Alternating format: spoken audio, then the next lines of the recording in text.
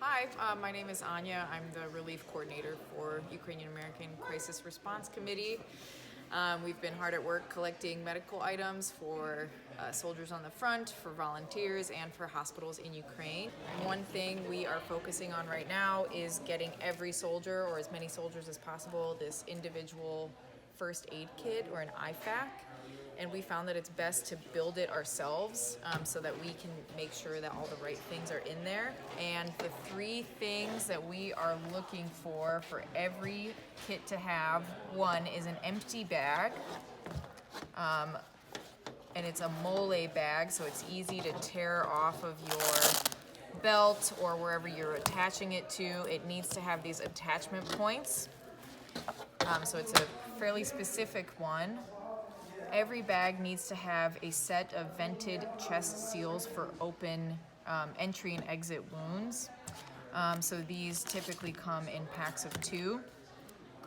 Every bag needs a CAT tourniquet. It's a combat application tourniquet. These are the best.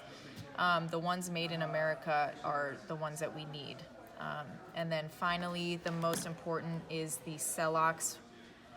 They have a couple different names, but it's a hemostatic Z-fold gauze. There's a couple of different sizes, different packaging, but the brand Celox hemostatic gauze is exactly what we need. It is critical that each pack have these 3 items to stop traumatic bleeding and prevent unnecessary loss of life. Thanks for anyone that is willing to help us purchase these items or donate the funds to do so. You can donate to us on our website. You can ship the items to our warehouse, which is also on our Donate Supplies page.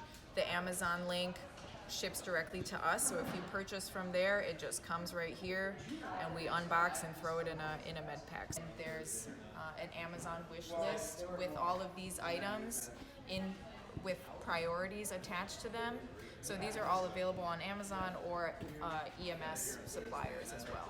Flown to Poland, where they are received by our partners on the ground. They get trucked into Lviv, and then from Lviv, they'll get distributed to the appropriate spots. This whole kit, these 3 items plus a bag, is about $90. So, but it is like things that they desperately need to keep themselves alive from non-life-threatening injuries, and people are dying from because they don't have the appropriate items. So we're hoping to support our Ukrainian friends as much as we can that way.